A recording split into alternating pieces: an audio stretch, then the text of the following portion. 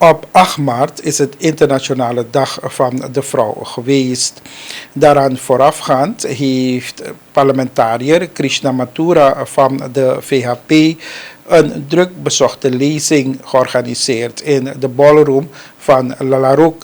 En het ging over de evolutie van de vrouw. We brengen u een samenvatting uit een van de presentaties welke is gehouden tijdens de lezing. De beelden zijn vastgelegd door Raj Mahango. We gaan kijken naar een ander stuk geweld dat eigenlijk heel nauw samenhangt met geweld tegen kinderen, vrouwen, en dat is het geweld tegen kinderen. En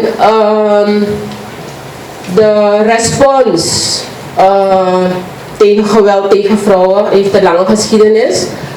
Wat niet het geval is wanneer we praten over geweld tegen kinderen. Het is eigenlijk een vraagstuk dat relatief recent aandacht heeft gehad. Ondanks het feit dat het kinderverdrag ook al in 1993 is geratificeerd door het parlement, door onze DNA, zien we dat dit vraagstuk van geweld tegen kinderen eigenlijk nog niet die aandacht heeft die het moet hebben. In opdracht van de DNA heeft de universiteit, het Instituut voor Graduate Studies and Research, heeft in 2018 een landelijk onderzoek gedaan naar geweld tegen kinderen. En aan mij is gevraagd, we hebben de resultaten vaker gepresenteerd, maar Krishna heeft me gevraagd om op deze avond hier ook aandacht aan te besteden. En ik wil in deze presentatie vooral dat accent leggen op de relatie geweld tussen vrouwen en kinderen. Want het geweld tussen kinderen tegen kinderen is niet een geïsoleerd probleem. Het is onderdeel van een groter geheel. En ik zal proberen om in deze presentatie die samenhang duidelijk te maken. Oké, dus ik ga heel kort in op vooralsnog op die relatie geweld tegen vrouwen en geweld tegen kinderen. En dan zal ik een aantal van de data aan u presenteren die uit het onderzoek zijn gekomen. Het zijn snapshots, de rapporten, de uitgebreide rapporten, die zijn op de website van de DNA. Die zijn heel toegankelijk, dus dan kunt u daar die ophalen. Verder kijk ik naar percepties. Er is veel gesproken over opvattingen. Ik kijk ook naar opvattingen. Wat zijn de opvattingen bij kinderen, maar ook bij de moeders, want die hebben we ook onderzocht. Ik kijk naar factoren en tenslotte naar aanpak. Oké, als we kijken naar hoe ziet die samenhang eruit. Wat we zien is dat dat er gedeelde risicofactoren zijn. Hij heeft het al gezegd, vrouwen zijn in een afhankelijkheidsrelatie. In die man-vrouw-relatie. Ze moeten gehoorzamen, zijn ondergeschikt. En dan chargeer ik het even, want niet alle vrouwen zijn in die positie. Maar we zien wel die dominante patronen van ondergeschiktheid van de vrouw ten opzichte van de man. Maar kinderen zijn ook in een afhankelijkheidsrelatie, in datzelfde huis. Zij zijn afhankelijk van de ouders. Dus net als die vrouw zijn zij ook in een afhankelijkheidsrelatie. En dat heeft ook effecten op de manier waarop kinderen in een huis behandeld worden. Genderongelijkheid, daar is heel veel over gezegd. Dat speelt absoluut een rol. Meisjes worden anders opgevoed dan jongens. Eigenlijk begint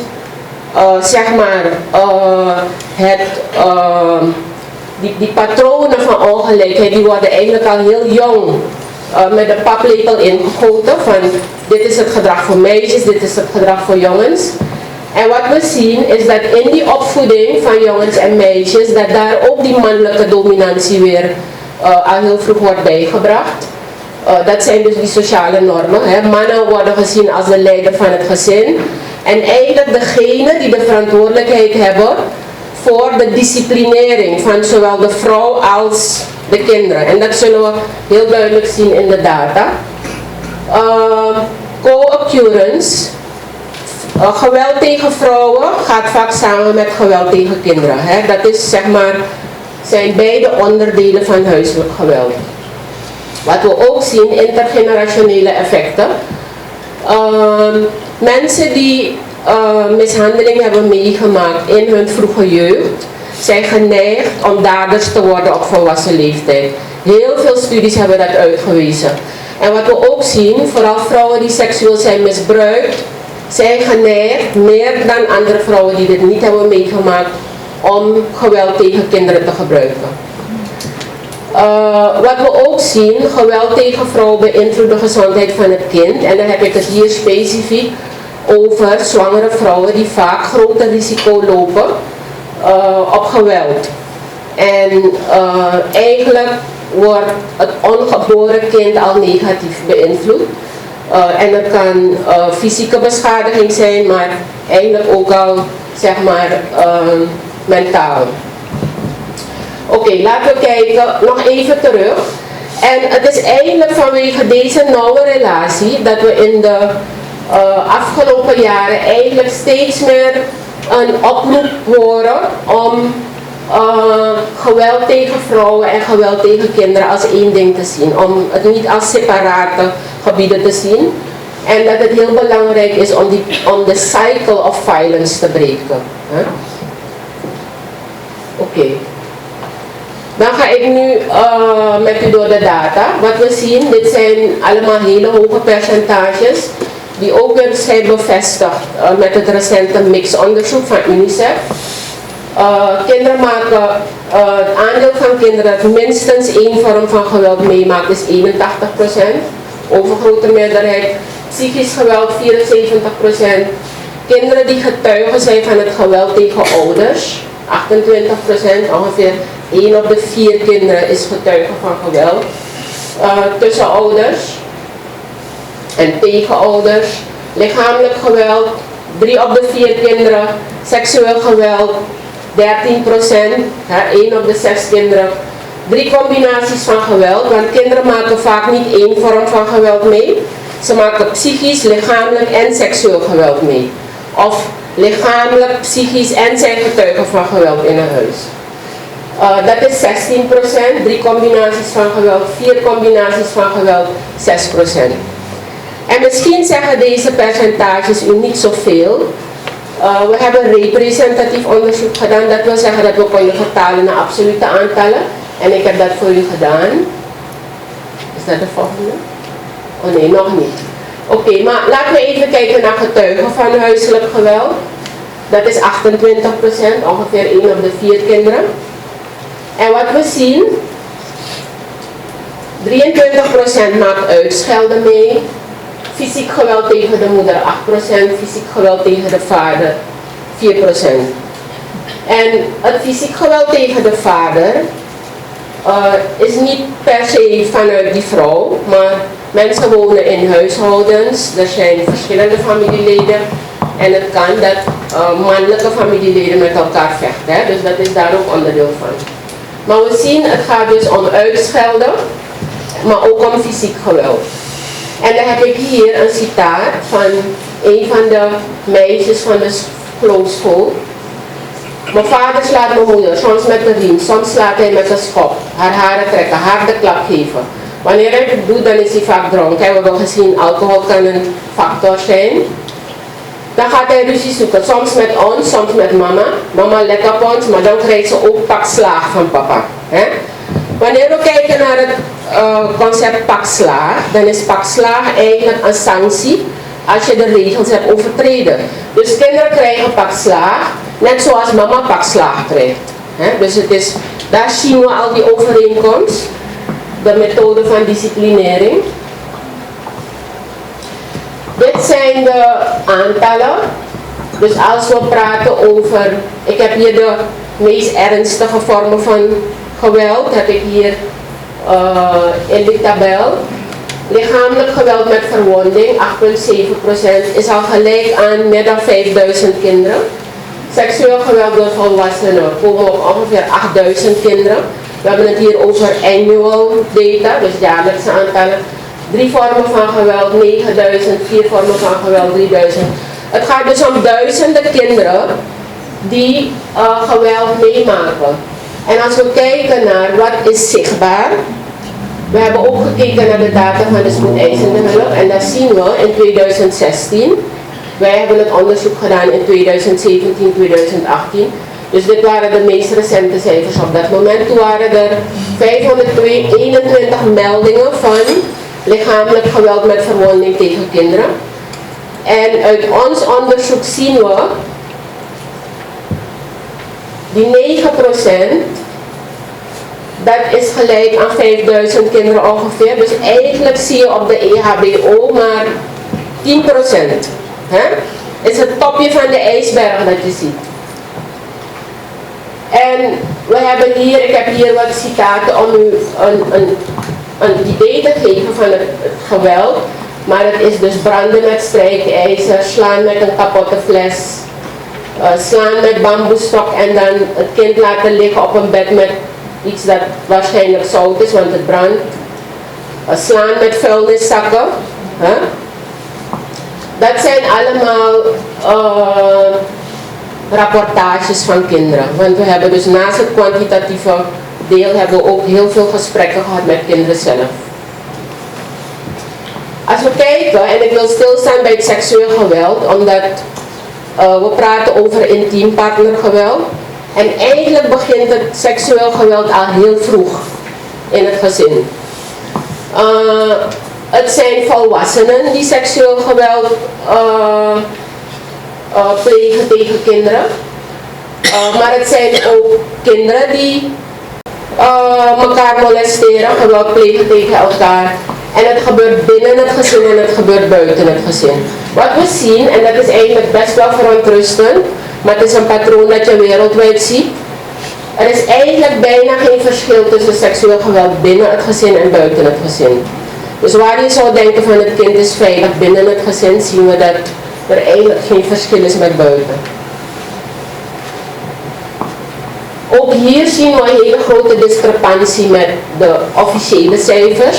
Want als we dus kijken naar de officiële cijfers van de politie over een periode van 5 jaar, dan zien we dat het schommelt rond de 200. Terwijl wij hebben gezien 8000 kinderen. Dus ook hier zien we wat er geregistreerd wordt, is echt het topje. Als we kijken naar de geregistreerde seksueel misbruikgevallen op de EHBO, dan zien we dat wij hebben onderzocht 11 tot 18 jaar. Dus dat percentage van 41,6 en 25,1 op de EHBO. Dat percentage 26,9, ook heel hoog. Dat hebben we niet onderzocht, maar het geeft al aan kinderen van 0 tot 9 jaar. 26% van de slachtoffers op de EHBO zijn kinderen in die leeftijd.